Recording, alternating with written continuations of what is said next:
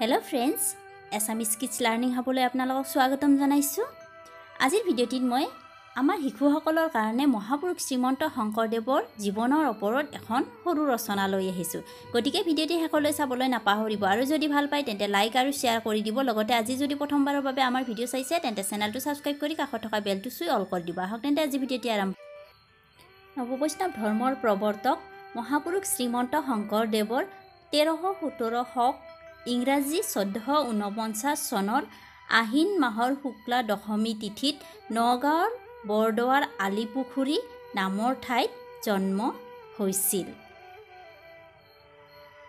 গুৰুজনাৰ পিতৃৰ নাম আছিল কুসুম্বৰ ভূঞা আৰু মাতৃ সত্যসন্ধা। শৈশৱ কালতে পিতৃ মাতৃক হেৰুৱাত বুঢ়ীমাক খেৰখুটিৰ আদৰ যত্নত মহাপুৰুষ শংকৰদেৱ ডাঙৰ দীঘল হয়।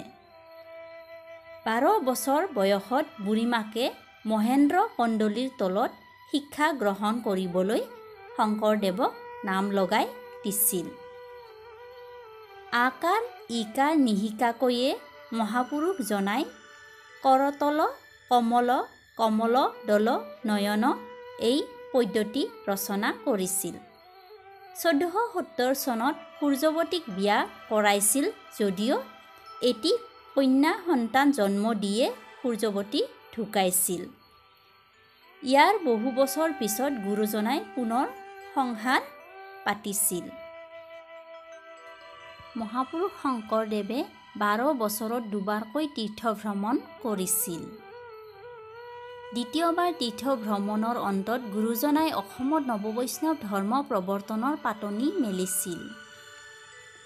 1522 চনৰ শৰৎকালত মহাপুৰুষ শংকৰদেৱে তেখেতৰ আটাইতকৈ প্ৰিয় শিষ্য মহাপুৰুষ মাধৱদেৱক লগ পাইছিল।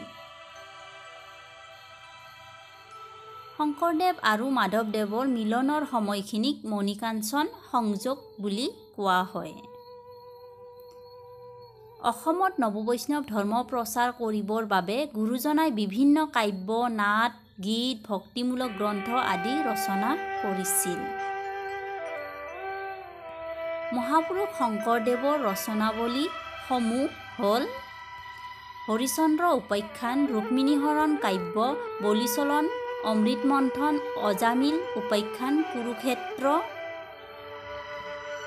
ভক্তি প্ৰদীপ, ভক্তি ৰত্নাকৰ, অনাদি পাতন, অংকীয়া নাট, ভটিমা, কীৰ্তন, গুণমালা ইত্যাদি।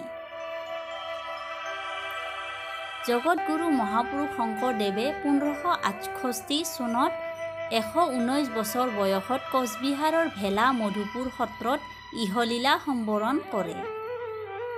অসমৰ সমাজ ধৰ্ম ভাষা সাহিত্য ৰীতি নীতি সংস্কৃতি কলা সংগীত আদি সকলোতে মহাপুৰুষ জনাৰ বহুমূলীয়া অৱদানৰ কথা আমি প্ৰতিগৰাকী অসমীয়াই আজীৱন স্মৰণ কৰিম। আজিলৈ আহোঁ। ভিডিঅ'টি চাই কেনে পালে প্লিজ জনাব আৰু যদি ভাল পায় লাইক আৰু শ্বেয়াৰ কৰি দিব। ভিডিঅ'টি চোৱাৰ বাবে ধন্যবাদ।